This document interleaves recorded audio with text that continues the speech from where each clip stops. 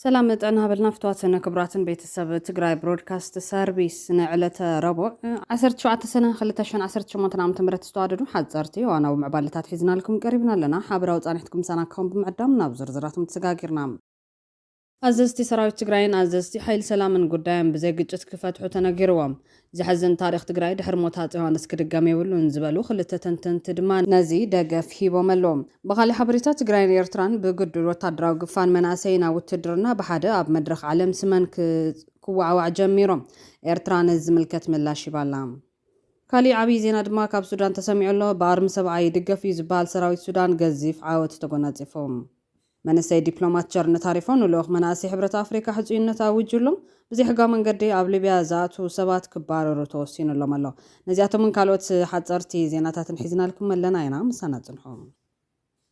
ولاديتون بريزيدنت إرسرا أيتي سياسة فورك ويزورو أدانش برها بعلت 22 سنة 26 بحمام مخنيات عم مبل 9 شوعتن عدمين عارفا ويزورو أدانش أب أمريكا يغمت أكم زنورا يزن الجرلن أيتي سياسة فورك كابايتا فورك عبرهان ويزورو أدانش برها ولد مرام زولد كوين بتغلال لا ولود أيتا فورك أيتا أمارا فورك أيتي سياسة فورك أيتا أماني لا فورك أيتا إرمياس أفوركي أيتا يوناس أفوركي ويزورو تجارد أفوركي ويزورو أريام أفوركيهم ناي أيتا إسياس أفوركي ولادي أفورك أبرها تولد تنبينيوم أديوم ويزورو أدانش تولدت عدوين أيتي سياس أفوركي بوغن نايبو أب حقوتات كاب دجازماتش سلمون أبرها كابيتين مكونن أبرها يوم دجازماتش سلمون أبرها نايولو تقلاي قزات وكال زنورو يوم أيتي سياس أفوركي بوغن الديوم عدوا خوينو إن حقو ويزورو مدهن برار إبحالا ويزورو مدهن حفتي في تورار كيدان ملسين ويزورو مدهن تولدت عدوين في تورار كيدان ملس نايتك حسي وينايتك غرلي يمان كيدان يمان جمعي كابو يوم نايت سياس أفوركي بعلت بيت ويزورو سابا هايلو دما تولدت شمزانين سجاز مدنا نيكم دي سياسة فرقي والله قروات مدنا لنا نفالتينا نرجع بحدنا عبينا أزمادينا بحر سمعوا له أنا خيدي ليه كيدا ندحر كم تزح حسبه زمننا بوقت كوينهم مسؤوم يترف ندحر ناي فيدال ناي منقشة جالس بهان تقولهم أنا شو أي فلتان تقرأي تايم قناة وأنا فلتان تقولهم جن أنا أبزع بوتايك من لسه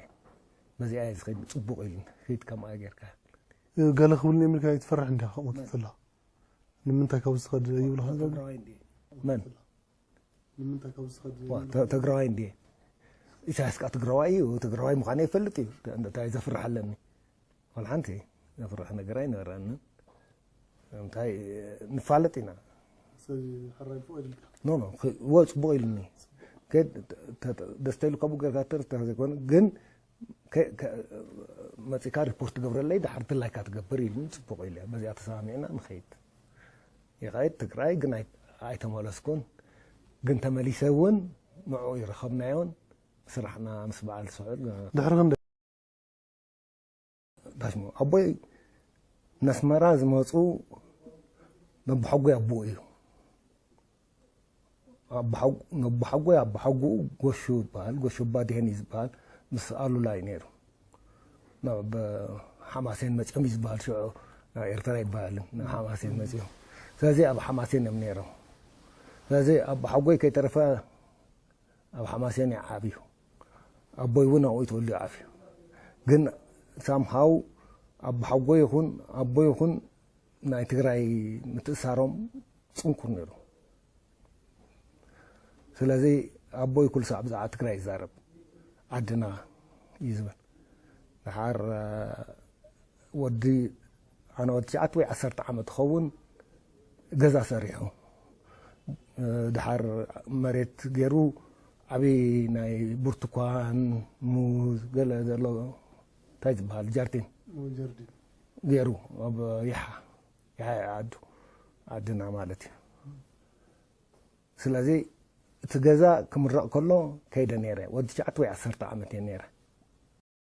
منسي دبلومات جرن تعرفون ولوغ مناسي حبرة أفريقيا حجون نتاوجهم نود بين منقستات مرو أفريقيا إيقاد بموكال ود حرات منقستات UN بعد ما تزناس قوامي توكال زغنا نفوع منسي دبلومات جرن تعرفون لوخ مناسي حبرة أفريقيا نمخان حجينة بعل كم زدالو قليزهم لحربايتا تشرنا تعرفو بحتيرو قد ما قل عمتات تشرنا تعرفو قنا بغلعو هاب كينيا بزركو معسكر سدتنياتات ينيرو أنا بابرانا بتمرتي زغير زول صنع عمنت زلو منسي تشرنت هتانات مناسين بفلاي دما سدتنياتات متشو عدلات مرت كرخوا علوهم بموال كسابنا بتصفحتات ودحورات زبتصح قوسقاسي قبار أبوان كل عناتو زقاطمو بدوتات سنبادة سلازفتورلو بزرزر كزارب اللو مكان تزيد عليه عديو كابة تقرين أو كتما كل الهزبتات دو حواسا حيزاتو عدم سكيرت أبا قدناتات كم زعبه قوانتن زقاماتن زبزو حيوات سلات زنحو كادم كم استقدده يزارب بزعبا زي مسلخونة سبت زاري باي فلت أن يقول عن كالخو ولاديتي كابير ترامتيان قول عسرت شدشتو وعسرت شوعات عدمي سلاز ولدتني نشتين كالخو يا بحواسا قديفاتني شعو عمارات سلازي نبرن ودت شعات عمتن كالخو كادم تقديد يبل لعلو كومشن سدتنياتات حبرات هاقرات UNHCR عبدو إثيوبيان كينيان مسرخبون أبا معسكر سدتنياتات كاكوما سقاقيروهم دحر 4 عمت دما أب نيروبي مباتاو تمرت جاميروم كلت قانقا شدشو قانقاتا تطبيق الزارب بوقع دبلوماتيوم أبزوان زي بزيكا قانقا ديو تقرينيا إنجلزينيا أمحارينيا أورومينيا فرنسينيان سواهيلين بمملخو فولي كلت قانقا معويلو لهم أبز حلفا غروا عمتات حبرات هاقرات أبز كايرو مستفلا ليو مدرخات زتك ساتف نتاب تقرأي زكاي زنورو كينات زخوننو ملختات كحلف نكسم عن تنحيو دحرسو مع بريتوريا كم تبوزح منسي تقرأي سمعو كرتاز فتار اللخينو أبا موداتا جن وكيل إيقاد أب حبرات هاقرات كوينو لهم نرسو محبراو لو تزدلب تحلقس ومسلاتي كبل خل بمالي قلت رأي بتزلو ناي سدة تمكرون لعل ناي دبلوماسي كالت نتطعيمو نمناسي أفريقيا دمتك هاون يدلم قدم نافتي إيقاد متاو تقرأي حدش بوليتكاو لو تستدل زبل زنورة منسي تشارن تعرفو أبا تقرأي زكايد زنورة كوينات كقامون كوينات دو كبل لكو قسكوسو كابتن حن تقارو دياسبورا يدقاس بسنكت كوينات مسابة تقرأي زركبو أزمادو تقراريتو كم تنهزار بشارنس أبزوان كلهم تتابات حايلتات بزوسر وتبقسوم قراز تتابوتات لعل تسفا سلام كم زحدارة تزاريبهم أبي تيبيان زحالف خلط عمتات فتوم دارات يبلون قصة سوا مسلاتن صغاين نارينا بفلاي سبات حزرات مقول مدحانيتن بوزحات سدراويتات عزيز خابدا غيرويو بسنككو قرز غيل كوينات أما يتشعات مويتوم قندما بوزحنا سلطان نحن نحسلا زنبر أبو وديغنا يبل أبزحالف عمتات أبتاقر زلعالو زنبروش تاو قنصتات هيوت ميلونات هزاوك قوساغول بسلاتات كوينات سورك سدد بمقبارهم اتوم حزين ريوم زلنا تسفاتات نمعقاب فتح كان رقاقتن عرق خمتن على وزب لمنهتلوهم اب تقرايقن بفلاي حدش بوليتكاو لو تكم زد لي موقت نسون BBC ابزا بقال محتت حزب تقراي دخا ايو تندق ان مسوات زغونو اديتات حزون اب هدمون سغلانين زنبرا زلوه نبرنا يتلوطن بوليتكاو محاور تقراي حوحات قرينو زحزون اب كند حزب زوسن مخانو بوحدو ابزا حلف عمتات ريناينا حزقن حدش بوليتكاو لو تزد لي الجزئي بمال نقف نيريام وسخو دما امنسي بزح تسفا لني حزب سلامن حبير كام بار نمبر كينات عصبون ايدلن كبل تزاريبهم نحنا ندليو ام مدرخ دويلو مدرز سمع مرح زيكونس ناب مريت وريدو مسمناسي زتي ناي فتره حساباتهم زسمع كمون دمصم بعلم كسمعوا مواقرهم من قد زمچاچو لو خيلو چارنا تعرفهم كالي زحقوس بسرات چارنت ابز حلف ورحقون بتاو كتم عدقرات توليدان زعبيت تقراوي تارسي ما نقاسي ببهال تقراي شماقل سديدو استحاتي خوينا اب وان دما سن سرعت مرعوم كم زفصم تفليتو لهم تمنيتنا نفوع منسي چارنت تعرفو تمنيت كاسميرو دمص افريكاين مناسك تكون بفلاي دما اب وانين سدت زلو صقاماتن مقراف عبي لوطي كتمص زلنا امنت العليوم سنع عدلن مولعاوتن ينمنا يلكام مغال حبريتا بزحلف ساعتات بستفلالي كورنات عالم عبيتا زرارب تفصامتات تخصيتهم اللهم حدا كاباتهم عبي زينا كاب سودانيو بأرم سبعاي دقف يزبال سراويت سودان قزيف عوت تقوناتيفهم سراويت سودان نابتمس إثيوبيا زداو دوبات زركوا زواتات إثيوبيا كم ستغات أراغليت اللهم سراويت سودان نابزوا بول نايل نابتغا دوب إثيوبيا بزركب بوتا دحر زكايرو تدراو سرحيت حدش كباب كم ستغات أرفليت اللهم سودان نابتزوبان نابتغا دوب إثيوبيا نابزركو كبابيتاتن نانصار زنقصاص وعطوات قجلتاتن تكايدو زلاو تدراو سرحيت كتكتلالو مخاناون زالام كالي وانا وزينا كاب ليبيا زسمع زل خوينو ام برع ليبيا بنغازي مدبرو زغبره كالاي منغست ليبيا زيغاتات 4 هاغرات افريكا نابتحت قوصرو زركاو غزاتات كياتو مولو بمولو زغلك الحدش وقعوي اواج وسان قطري 113 ازبار 2026 نوتيلو تنقداس تنبرلن هاغرات ኤርትራ ሱዳን ኢትዮጵያ ሶማሊያን እዚ خلكلاز بخلهم ናይ ምድሪ ባሕርን ኣየርን መቶ ማዕጾታት ማለቱን ወደባት ዘጠቃለል ኮይኑ ተፈጻምነቱ ድማ ካብ ለሙጀሚር ብቕልጥፍ ክውዕል ሚኒስተር ውሽጣዊ ጉዳያት ሊብያ መምርሒ ተዋሂቦሎም ብዝሕጋዊ መንገዲ ኣብ ሊብያ ንዘለዉ ሰባት ዝምልከት እዚ ውሳነ እዚ ሓደገኛ ዝገብሮ ነገር እገዳ ጥራሕ ዘይኮነስ እቶም ድሮ ብዝሕጋዊ መንገዲ ኣብቲ ዞባ ዝርከቡ ናይ ዘን 4 ሃገራት ዜጋታት ተታሒዞም ብወግዕ ናብ ሃገሮም ክጥረዙ እውን ትእዛዝ ተመሓላሊፉሎም ካብ ዘገዳ ዝነፃ ዝኾኑ ኣብ ሊብያ ዝሰርሑ ዲፕሎማስኛታትን ስድራ ቤቶምን ከምኡውን ብሕጋዊ ውዕል ስራሕ ኣብ ዓውዲ ትምህርትን ሕክምናን ዶኳትርን መምሃራን ሓዊሱ ዝሰርሑ ወፃተኛታት ጥራሕ እዮም ምክንያት ናይ ዝውሳነ እንታይ እዩ እቲ ብቀዳማይ ሚኒስተር ኦሳማ ሓማድ ዝምራሕን ብጀነራል ካሊፍ ሓፍታር ዝሕገዝን መንግስቲ ምብራቅ ሊብያ ከም ዝገለጾ እሱጉምቲ እዚ ዶባቶም ንምሕላው ዋሕዚ ዘይሕጋዊ ስደት ንምቁፅጻርን ምምፃእ ወፃተኛታት ዳግም ንምስራዕን ዝዓለመ እዩ ሊብያ ዛጊድ ልዕሊ 900,000 ስደተኛታት ዝርከብዎ ሃገር ኮይና ናብ ኣውሮፓ ንምስጋር ከም ቀንዲ መተሓላለፊ መስመር ኮይና ተገልግል ምህላዋ ይፍለጥ ክቡራት ተኸታተልቲ ዝሓድሽ ውሳነ ብኸመይ ትሪእዎ እዚ ውሳነ እዚ ኣብ ልዕሊቶም ናብ ኣውሮፓ ክሰግሩ ዝደልዩ ዜጋታትናን ጎረባብቲ ሃገራትን እንታይ ዓይነት ጽልዋ ክህልዎ ይኽእል ሓሳብኩም ኣብ ኮመንት ጽሓፉልና ካሊእ ኣገዳሲ ምዕባለም ወጥሪ ማእኸላይ ምብራቕ ዝምልከት ኣብ መንገዲ ስዑድ ዓረብን ኢራን ዝግበር ዘሎ ዲፕሎማስያዊ ዘተታት ንምቅልጣፍ ላዕለዎት ሰበስልጣን ክልቴን ሃገራት ሎሚ ኣብ ኦማን ህፁፅ ኣኼባ ይካየዱሎም ውድብ ሕቡራት መንግስታት ዩኤን ፀጥታ ሓለዋ ባይቱ ሕቡራት መንግስታት ኣብ ቀርኒ ኣፍሪካ ሰላምን ምርግጋዕን ንምስፋን ዝሕግዝ ሓድሽ ናይ ሓባር ፀጥታዊ ውሳነ ንምሕላፍ ይከበሎ ስትራቴጂካዊ ምሕዝነት ሕብረት ኣውሮፓን ሕቡራት መንግስታት ኣሜሪካን ኣብ ክሊ ፍልፍል ሓይሊ ሓድሽቲ ወታደራዊ ቴክኖሎጂታትን ዘለዎ ምትሕግጋዝ ንምሕያል ሓድሽ ናይ ስምዕ ሰነድ ተፈራሪሞም ቀይሕ ባሕሪ ፀጥታ ባሕራውያን መስመራት ቀይሕ ባሕሪ ንምሕላው ዓለም ለኸ ናይ ባሕሪ ሓይልታት ሓበራዊ ወታደራዊ ልምድ ጀሚሮም ኣለው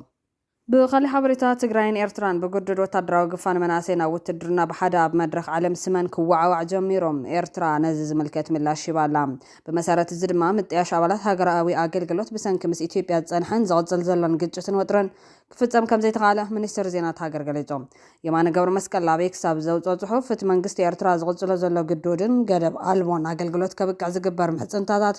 ነቲ ሃገር ንምስርጣይ ዝተመሃዘ ሃሳይ ፖሊስታት ዘንቀሎም ኸንወይሶም እቲ ጉዳይ ዳግም ኣቓልቦ ገለ ወገናት ከም ዝረኸበ ዝጠቕሰት ሚኒስተር እቶም ኣብቲ ዘየቋርፅ መከራ ኤርትራ ደገፎም ዘይሃቡ መሻርክቲ ብዛዕባ ቅርፂ ምክልኻል ኤርትራ ምክሪ ክህቡ ዝሓተቶም የለን ኢሎም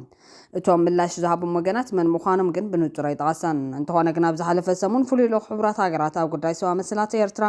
መሐመድ ዓብድሰላም ባቢኬር ኣብ ዘቐረቡ ሓድሽ ፀብጻብ መንግስቲ ኤርትራ ነትን ውልቀ ሰባት ኣብ ከቢድ ፀገም ኣውዲቑ ዘሎ ወታደራዊ ኣገልግሎት ንምምሕያሽ ዝወሰደቶ ዝኾነ ዓይነት ስጉምቲ የለን ክብል ገሊጹ ነይሮም ካብ ሓምሊ 2025 ጀሚሩ ኣብ ዞባ ደቡብ ንኣብነት ኣብ ከባቢ ሰገነይቲ ብርቱዕ ግፋ ከም ዝተኻየደ እውን ነቲ ፀብጻብ ይጠቅስ እዚ ግድድ ዕስክርና እዚ ኣብ ልዕሊ መናእስያት ሓያል ቁጠባውን ማሕበራውን ፀጥታት ይፈጠረሎ ክብል ነቲ ኣብ ጄኔቫ ስዊዘርላንድ ዝተጋብአ ኣኼባ ቤት ምክሪ ሰብኣዊ ምስላት ሕቡራት ሃገራት ፍሊጦም እቲ ሚኒስተር ኣብ ዝሃቦ ዝርዝራዊ መግለፂ ግን ቀዳማይ ኤርትራ ኣብ ፈለማ ዓመታት ናጽነታ ዓብይ ሰራዊት ናይ መሓዝ መደብ ከም ዘይነበራ የመልክት ኣብ 1992 ኣብ ዝተኻየደ መደብ ምጥያሽ ተጋደልቲ ነታ ኣስታት 100,000 ዝበፅሕ ዝነበረ ዓቕሚ ሰብ ህዝባዊ ግንባር ሓርነት ኤርትራ ብ65 ሜታዊ ክጎድል ከም ዝተወሰነ ይጠቅስ ኣብቲ እዋን ዝነበረ ወታደራዊ ሰረት እምነት 35,000 ዝበፅሕ ንእሽተይ ምድብ ሞያዊ ሰራዊት መሓዝ ዝብል ነይሮም ከም መመላእታ ድማ ሓደገኛ ናይ ወፃኢ ስጋት ኣብ ዝኽሰተሉ እዋን ዘገልግል ዕቑር ሰራዊት ሃገራዊ ኣገልግሎት ተወሲኑ ይበል እቲ ላዕለዋይ በዓል ስልጣን ካልኣይ ብመሰረት ኣብ 1994 ዝወፅአ ኣዋጅ እቲ ወታደራዊ ስልጠና ዘጠቓለለ ሃገራዊ ኣገልግሎት ን18 ኣዋርሒ ዝፀንሕ ምንባሮ ዘኻኺሮም ተኾነ ግን ይብል ንሱ ብሰንኪታ ኣብ 1998 ዝተወልዐ ናይ ወራር ኩናት ክብል ዝገልጾ ምስ ኢትዮጵያ ዝነበረ ግጭት ገደብ ኣልቦ ክኸውን ከም ዝተገደደ ይሞገት ብመሰረት ስምምዕ ሰላም ኣልጀርስ ዝቆመ ኮሚሽን ካሕሳ ኣብ 2005 ዝሃቦ ናይ መወዳእታን ቅያድን ብይን ኤርትራ ነቲ ኩናት ከም ጀመረ ተወሲኑ ምንባር ይዝካር ኣብቲ እዋን እቲ ውሳነ ቁኑዕ ከም ዘይኮነ ዝገለጸት ኣስመራ ነቲ ብይን ከም እተኽብሮ ብምፍላጥ ግን ኣዲስ ኣበባ ብወገና ነታ ኣብ 2002 ብኮሚሽን ዶብ ዝተዋሃበ ቅያድን ናይ መወዳእታን ውሳነ ምሕሳማ ነቒፋ ነይራ ሳልሳይ እታ ኣስታት ህይወት 100,000 ሰባት ዝቐዘፈ ኩናት ብስምምዕ ኣልጀርስ ዶ ምስ በለ ካብ 2001 ክሳብ 2007 ኣብ ዝተኻየደ መደብ ምጥያሽ ልዕሊ 105,000 ኣባላት ሃገራዊት ኣገልግሎት ከም ዝተሰናበቱ እውን ኣይተ የማነ ኣብርሆም ኣብ መወዳእታ ግን ስርዓት ኢትዮጵያ ንዝኣተወ ውዕል ብምጥላም ባድመ ዝርከቡ ላዕለዋይ ግዛታት ኤርትራ ብዘይ ዝኾነ ይኹን ሳዕቤን ሒዝዎ ብምቕጻሎን ተጻባቢ ፖሊሲ ዘይቋርጽ ምትፍናን ብምኽታሎን ተወንዚፉ ይበል ራብዓይ ብቀዳማይ ሚኒስትር ኣብይ ዝምራሕ መንግስቲ ኢትዮጵያ እውን ኣሰርቶም ቅድሚኡ ዝነበሩ ስርዓታት ብምኽታል ናይ ወራር ፖሊሲ ይቐጽል ከም ዘሎ ይኸስስ ዛጊድ ናይ ኤርትራ ገደብ ኣልቦ ሃገራዊ ኣገልግሎት ናብቲ ንቡር ብኣዋጅ ዝተወሰነ 18 ኣዋርሒ ኣይተመለሰን ኳዳ ብዙሓት ኣባላት ሃገራዊ ኣገልግሎት ናብቲ ፕረዚደንት ኢሳያስን ኣብይን ኣንጻር ትግራይ ዘኣወጅዎ ድማዊ ኩናት ትግራይ ክኣቱ ተገዲዶም እዮም ገለ ተሓለቕቲ መሰላትን ተንተንትን ድማ እቲ ነቲ ሃገር ብዘይቅዋምን ሃገራዊ መረፃን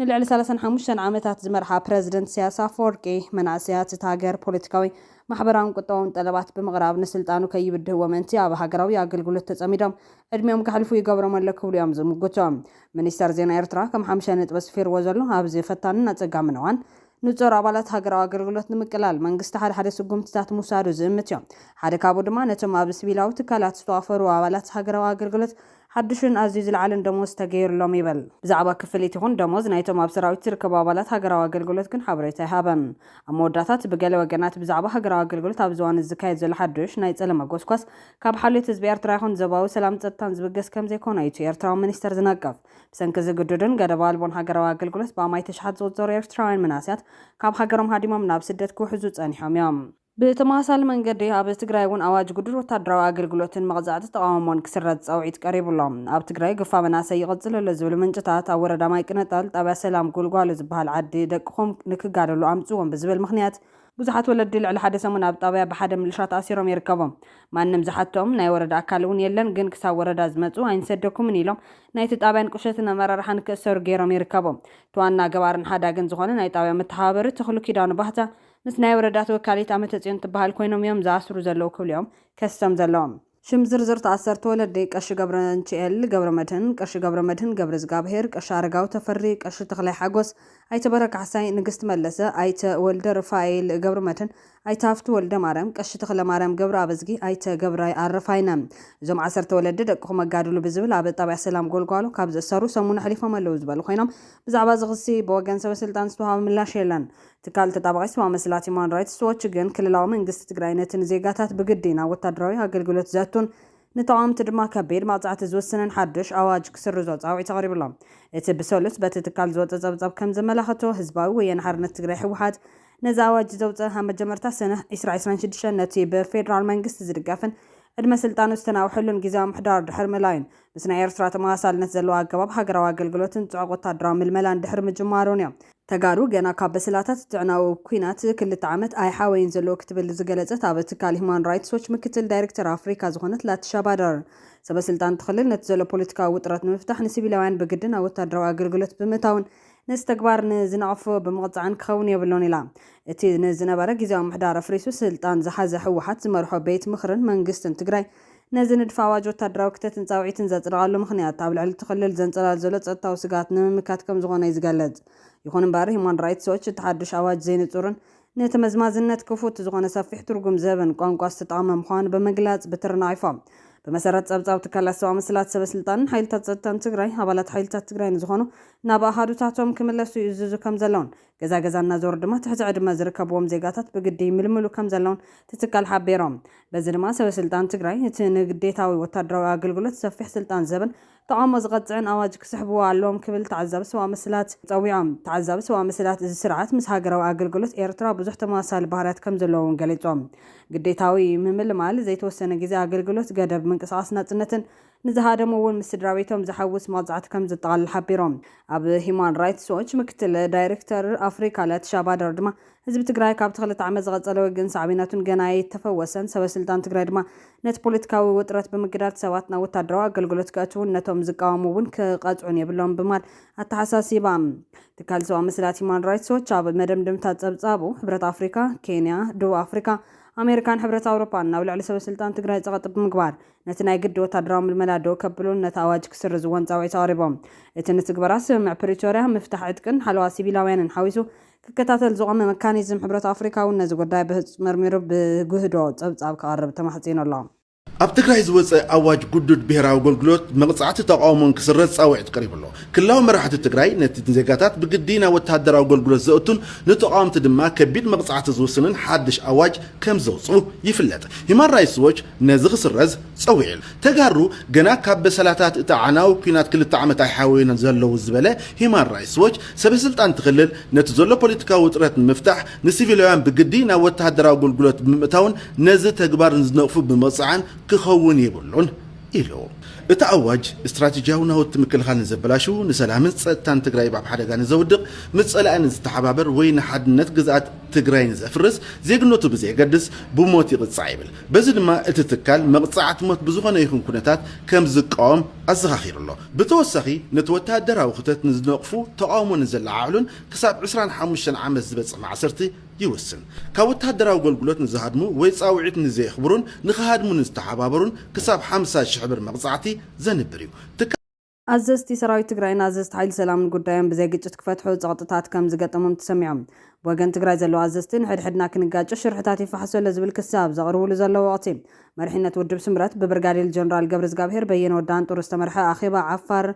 ጀሚሮም ተባሂሉሎም አመራርሓን አባላትን ውድብ ስምረት ብብርጋዴር ጀነራል ገብረ እግዚአብሔር በየነ ወዳን ጦር አዛዝ ሰራዊት TPF እናተመርሑ ኣብ ዓፋር አኺባ ጀሚሮም ኣሎም ዛኺባ ዝካየድ ዘሎ መንጎ ሰራዊት ትግራይን ኃይል ሰላም ትግራይን ዝበሉ ክልተ መናእሰይ ትግራይ ግጭት ከጋጥም በወረዳ ራያ ጨርጨር በአንፈት ቢሶበር ስጋት ነይሩ ኣብ ዝተባሃለሉ ወቅቲ እዮም ይኹን እምበር ኣብቲ ከባቢ ኣባላት ኃይል ሰላም ትግራይ ስለዘይነበሩ ናይ ተኹሲ ልውውጥ ኣብ መንጎ ናይ ትግራይን ዕጡቕ ዓፋርን ከም ዝነበረ እዮም እቶም ብወገን ዓፋር ዘለው ናይ ትግራይ መናእሰይ ገሊፆም በወረዳ ራያ ዓዘቦ በአንፈት ጣብያ ማንቻረ ተመሳሳሊ ኩነታት ኣጋጢሙ እኳ እንተነበረ ዘጋጠመ ጉዳት ግን የተነገረን በዝሓረቁ ከም ዘውድ በላይ ዝበሉ አዘዝ ሰራዊት ኢትዮጵያ ድማ ተጋሩ መዓዝዮም ከም ትንደልዮ በዓሎም ንባዕሎም ተተኺሶም ክዋድኡልና ዝዓይነቱ ዘረባ አልዒሎም በሚድያ ከጋውሕዎ ከም ዝተራእዩ ይርስዓን ተጋሩ ብዘይ ምትኳሶም ዝተናደደ ጀነራል ብልጽግና ዘውድ በላይ ሓራ መሬት ዝበሃል ዕጡቕ ተፈጢሩሎ ተጋሩን ንባዕልትና ክንዋጋእ ክንተኾስ የብልናን ዝብልሎ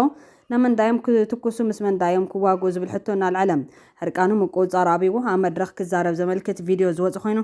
እታ ሾኽ ብሾኽ ትብል ተጋሩ በባዕላቶም ብተጋሩ ጌርና ጥራሕ ኢና ከነጥፍኦም ንኽእል ትብል ብሕቡእ ክሰርሑላ ጽንሑ በሚድያ ኣፎም መሊኦም ይዛረቡላ እዮም ዘሎም ተፈጥሯ ሓራ መሬቶችን የሚመለሱ እንድነብሏቸው ትግራዋይ የሆነ እንዴት ትግራዋይ ይመታል አንድነታችን ነው መጠበቂያ ምን ማለት ነው ትግራዋይ የሆነ እርስ በርሱ አይመታታም ታዲያ ማንን ነው የሚመቱ ማንን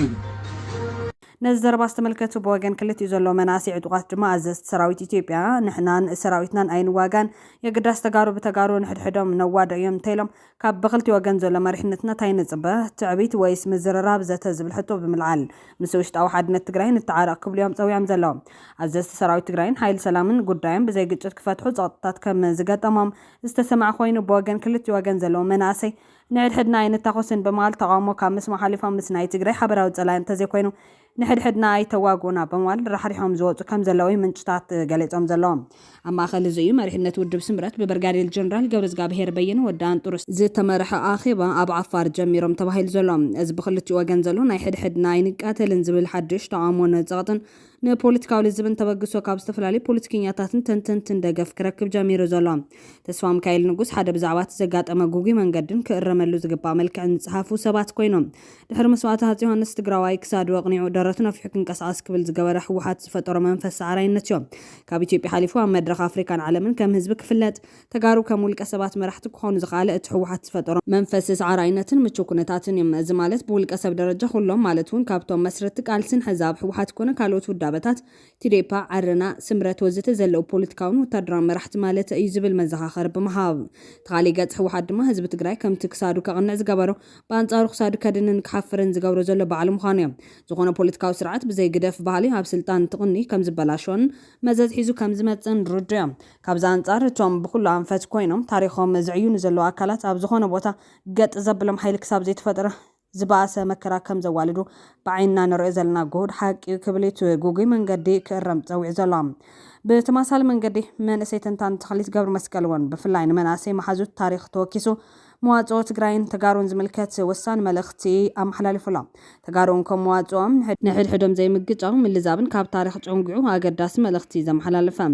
መንእሰይን በዓል ሞያ ሕግን ተኽሊት ገብረ መስቀል ኣሰላልፋ ትግራይ ምስ ሮምዶስ ኣዲስ ኣበባ ዝብል ኣርእስቲ ዝሃቦ ምስ ናይ ሎሚ ፅምዶ ምስ ኣስመራን ምድማር ምስ ኣዲስ ኣበባን ዝመሳሰል ታሪክ ተጋሩ ድሕሪ ሃፀይ ዮሃንስን ትግራይ ዘጋጥማ ኩነታትን እዩ ወሳኒ ነጥብታት ኣልዒሉ መውፅኢ መንገዲ እውን ሓቢሩ ዘሎ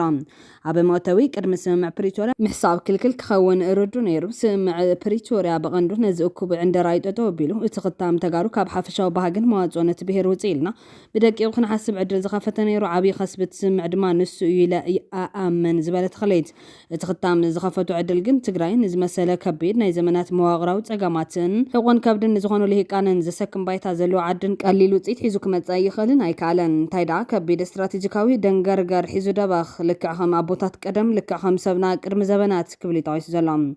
እንታይ ስዒቡ ዝብል ሕቶ ዘልዕልን ቀደምን ሎምን ዝመሳሰሉ ብዙሓት ነገራት ከም ዘሎ ብምጥቃስ ወለዶና ብፍላይ መንእሰይ ደው ኢሉ ክሓስብ ዝቕስቅስ ታሪኻዊ ድሕረ ባይታን ሕዚ ዘሎ ኩነታትን ብሓፂሩ ከም ዝስዕብ ኣቕሚጥዎሎም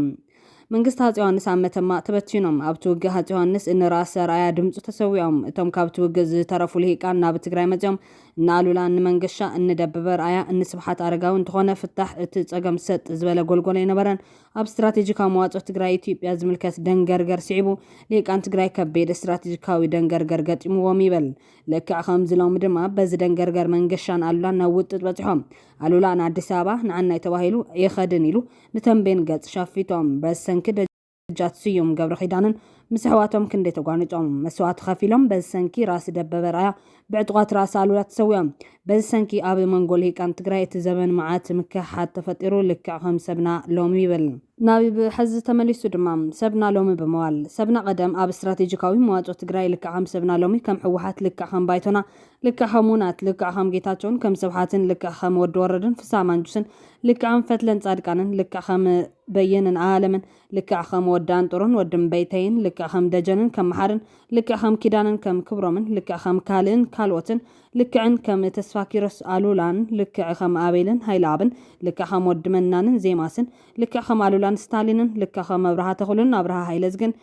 ልክዕ ከም መድህንን ደስየን ልክዕ ከም ፀጋይን ተኽላይን ልክዕ ከም ካልእን ካልኦትን እዚ ምስሊ እዩ ኩሉ ኣብዚ ምደብ ከይብል ይኽእል እዩ ትሕዝቶ ግን ፍልል እዩ ተፈላለዮም እዮም ይበል من نبي بلز بالحتى العلو لو من قدمن زلوم تماثال نتيردم تنتاني تغليت قبر مسكلي عطل መንግስቲ ዮሃንስ ወዲኦም ድሕሪኡ ንዝነበረ ፍታሕ በቐንዱ ኣብ ክልተ ይምቀል ነይሮም ናብ ሮማን ናብ ኣዲስ ኣበባን ኣብ ዝውጥጥ ስትራቴጂካዊ መዋፅኦ ራስ ኣሉላ ራስ መንገሻ እንደጃት ስዩም ገብረ ኺዳን ኢቴጌ ድንቅነሽ ነይሮም እንደበብ እንስዩም ኣባ ገበዝ ድማ ተሰዊኦም ሙሉ ይበል ራስ ኣሉላ ናብ ናይ ሮም ግዛት ዝነበረት ኤርትራ ከም ናይ ሎም ጽምዶ ምስ ኤርትራ ዝመሰል ምዃኑ ይዘኻኸርን ንጽናሕ ዶ ንንገስ ዝብል ሕቶ ብምቕዳም ድማ 1881 ዓመተ ምህረት እዮም ራስ ኣሉላ እንተ መተማ ንመገሻ ዮሃንስ ሒዙ መጽኦም ራስ ኣሉላ እቲ መተማ ንመንገሻ ዮሃንስ ሒዙ መጽኦም መንገሻ ወርስ ዓራት ተቐቢሉ ይመጽኦም ኣክሱም በጽሖም ኣሉላ ኣክሱም ዝነበረ መጋዝን መሳርሒ ከፊቱ ርዮም ግን ግዴ ነበረን ውሒዱ ብሰሜን ጣልያን ነይሩ ብደቡብ ድማ ሚኒሊክ ኣሎ ተኽላይ ሃይማኖት ጎጃምን ሚካኤል ወሎን ናብ ሚኒሊክ ኣትዮም እዮም ኣብ ትግራይ ልሂቃት ተበቲኑ ተዳኺሙ ሞራል ተሰባቢሩ ነይሩ ዕጡቕ ትግራይ ዝሓለፈ ብፍላይ 2 ዓመት ሃገር ሙሉእ ሃሰውን ትብሉ ይሕሊፍዎ ክፉእ ዘመን እውን ነይሮም ስለዚ ንግስና መንገሻ ክጸንሕ ወሲኖም በማል ታሪኻዊ ፍጻመ ብሓጺሩ የበራም ከም መጻንሒ ንዝብል ሕቶ ዝውስኽ ተኽሊት ንግስና መንገሻ ክጸንሕ ተወሲኑ መጻንሒ ግን የድል ነይሩ ኣሉላ ጣልያን ሒዝና ንሚኒሊክ ንውቃዕ በለ እቲ ስልሒት ድሕሪ ኢትዮጵያ ሒዝና ንጣልያን ንወቅዕ ማለት እዩ ነይሩ ሕሰብዎም ኣሉላ ብሰንኪ ሰሓጢ ምስ ንጉስ ዮሃንስ ተዋጢጡሉ እዮም ስለምንታይ ከይተኣዘዝካ ትወቅዕ ብዝብል ሃጋ ኤርሊክ ዮሃንስ ክሳብ ኢድካ ክቆርፀካ የምባል በፂሑ ነይሩ ይብል እንተኾነ ግን ስትራቴጂካዊ መዋፅኦ እዩ እሞ ኣሉላ ድሓር ናብ ጣልያን ማዕደወ ክብል ነቲ ታሪክ ይዘንቶም ኣስዒቡ ድማ እንታይ ደፊእዎ ይኾን ዝብል ሕቶ የልዕል ምላሽ ድማ ከምዚ ይብል ኣሉላ ምስ ጣልያን ክትሰለፍ ኣለዋ ዝበለ ካብ ባድዋ ኣይነበረን ሓደ ዮሃንስ ቆሲሉ ኣብ ኣፈ ሕልፈት ኮይኑ ንኣሉላ ተፀዊዑ ምስ ቀረበ መንገሻ ወራስ ዓራት ክኾን ንዛዜ ተቐቢሉ እዮም እዚ ንኣሉላ መንግስትነት ካብ ትግራይ ከይወፅእ ዝተዋሃበ ሓደራ ነይሩ ክልተ ሽዑ ጣልያን ክልተ ፖሊስ ነይሩዋ ፖለቲካ ትግርኛ ዝበሃል ብሚኒስትሪ ኮሎኒ ዝምራሕ ፖሊሲ እቲ ካልኣይ ድማ ብሚኒስትሪ ዋኒናት ወፃኢ ዝስጉም ፖለቲካ ሸዋ ዝብሉ እዮም እምበኣር እቲ ግልብጥሽ ኣሉላ ኣብ ፖሊሲ ሚኒስተር ኣሉላ ያትዮም ጋንደልፊ ማለት እውን ኣመሓዳሪ ኤርትራ ኣውቶኖሙስ ትግራይ ቃላት ኢሎም ኣሉላ ድማ ንሱ ይደሊ ስለ ዝነበረ እዩ ሳልሳይ ኣሉላ ኣብ ዘበነ ዮሃንስ ሚኒሊክ ሒዶም ይቅርታ እንተሓቱ እምኒ ካብ ዝባኖም ዘልዕለ ኢሉ ብሓፂሩ የዘንቶም ሳዕቤን ሓሳብ ኣሉላ ከዝብል ተኸለይት እቲ ምላሽ ይቕፅል ሓሳብ ኣሉላ ብዙሕ ኣኪቦም ኣብ ጋመጋ ዝነበረ መገሻ ኣሚኑ ኣብ ጋመጋ ዝነበረ ደበበ ኣሚኑ ነይሮም ተኾነ ግን ፖሊሲ ጣልያን ተቐይሮም ኣብ 1884 ዓመተ ምህረት እዚ ሰልፊ ብከቢድ ተወቂዖም ኮነ ድማ ኣሉላ መንገሻን ካልኦትን ናብ ሃፀይ ሚኒሊክ ኣትዮም ንግስነት ሚኒሊክ ተቐቢሎም መሐመም ዝገብሮ ድማ ብትእዛዝ ጣልያን ፓራተሪ ከኣቱ ተገዲዶም ዝገርም ውርደት ብምባል ነቲ ታሪኻዊ ፍጻመ ይገልጾም ካሊእ ድማ ምድሪ ባሕሪ ኣብ ኢድ ጣልያን ቀርዮም ድሕሪ ወግዓት ዓድዋ ንመንገሻ ናብ ምድሪ ባሕሪ ንስጋር ኢሎም ናይ ግብሪ መልሲ ሃፀይ ሚኒሊክ ከመይ ኢልኩም ናባይ ከም ዝመጻኹም ይፈልጥ ነይሩ ብኻሊእ ኣብ መኻንዮም እምቢ ኢሎም ይበል ኣሉላ ዘይረኣዮ ክብል ዝገልጾ መንእሰይ ተኽሊት ሓደ ኣሉላ ዝኣተወ ፆታ ስትራቴጂካዊ ነገር ገዲፉ ኣብ ታክቲካዊ ነይሮም ኣብ ታክቲካዊ ፆታ ድማ ዓቕሚ ክህልወካ ኣሎ ክልተ ጣልያን ኣውቶኖሚ ትግራይ ዝደልዮ ዝነበረ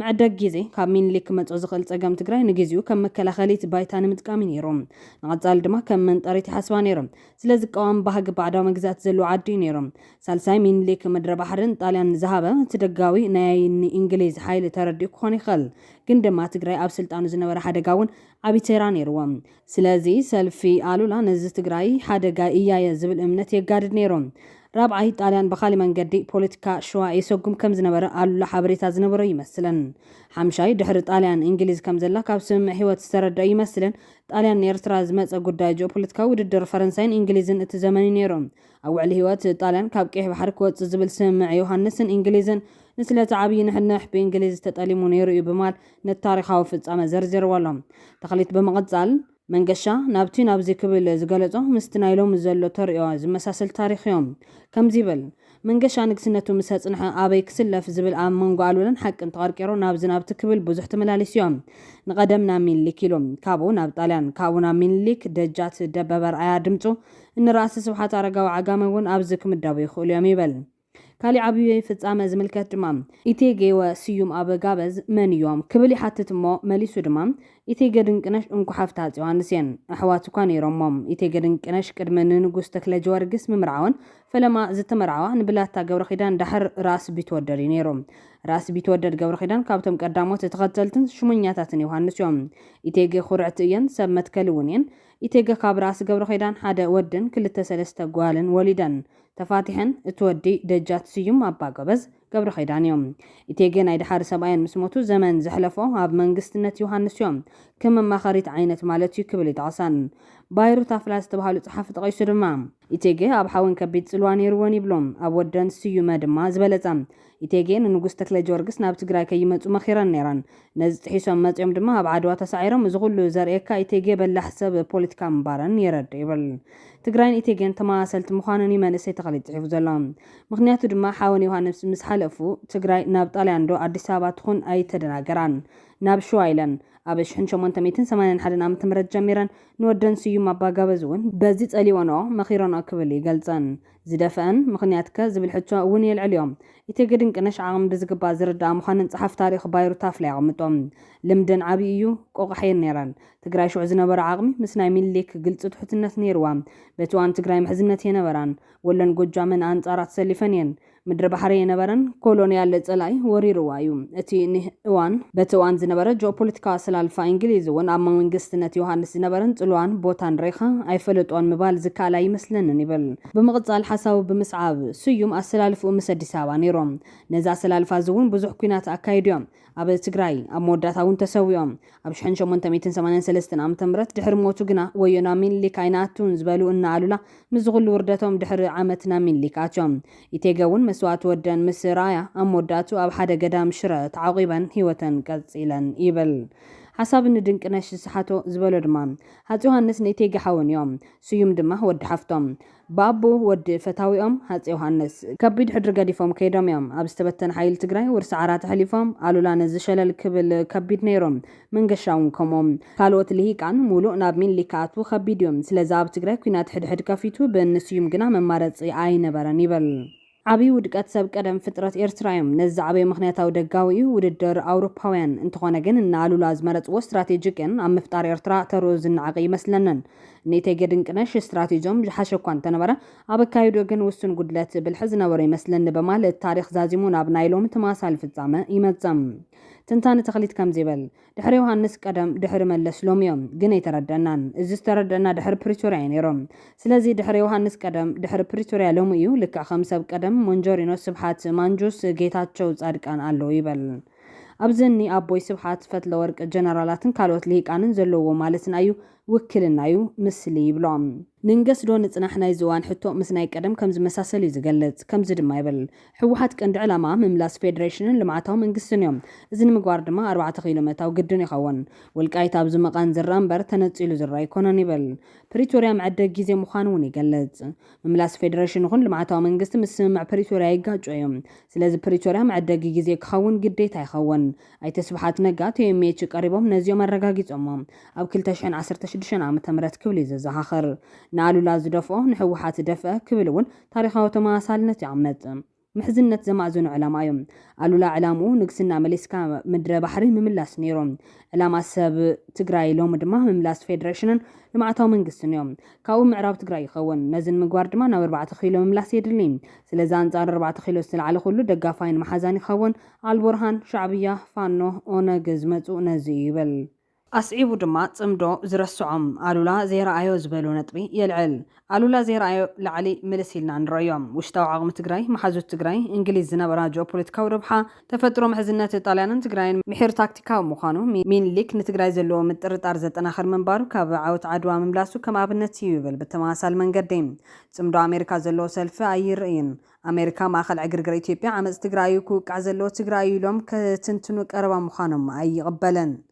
صمدو تفترو سلف محير تاكتيكاو مخانا يرن صمدو تقراي زلو وشتو عقمي نخبير تاكتيكاو صوتا كون كم زي خل أي قبلن صمدو صوتا كون كم زي خل أي قبلن صمدو لك أخم قالوا لهن طاليان استراتيجيكاو دليت شعبية أي قبلن صمدو تقراي نما خل تنحنح عدي أزبل منتي تناخر مخانو أي ردان صمدو عبارو إد كان بحدقين يام حزنة مقومات العلاونتن إيد زي محابن غير يزغازرو كبل القلجام أبزي وصيتو بحصير كغلصون كله دما بسباوي مبتان سدت داغماي جونوسايديوم والقايت نحوارو كنسونو سفي عدل يمچاچوم تግራይ ከም ፖለቲካ ማህበረሰብ ንላወክ ጽግሞይ በማል የጠንቃም አብዚ ጉጅለ ነበር ፕሬዝዳንት ጊዜያዊ ምሕዳር ትግራይ ጌታቸው እነ ሌተናል ጀነራል ጻድቃን ዛምሰሉ ዘለውሉ ማለትን አይበል ሐቅን ቀበል ከሚቴ ገድንቅነሽ ዝብሉ ሰባት ከም ዘለው በመጥቃስ ድማ ትግራይ ወሰንያ ውሑድ ህዝቢ ስለዚ ዓብላልነት የለን አብረስ እዚ በኹናት ዝላደት ስለዚ ዝኾነ ይኹን ኩናት አይንሽከምን عرح عينا زبل عقمون يلن لك حامي تجرن كناش علم أمريكا وجون فيدرال لهم سلزوج مس علم يوات إنن دين كناش مس إنجليز نبرا كم استردوام كنا تجري استراتيجيكاون بو تاكتيكاون طلعت زخببيم استراتيجيكاون طلعت شعبيا عد سلستن يوم سلزك فيدرال أمريكان نبتكم لك حم دجات سيوم جوجامن ولون مسمين لك زرايوم تجري إمنت زوهبا محزا فيدرال أورم أخوينا والقايت تملس لك حم تجري نكسنت من لك تقبل مدرب حر تملس زبل سل حيت إتجدن كناش زبل حيليو يمثلن كبل نسوي سلطان جزام حداري قالتهم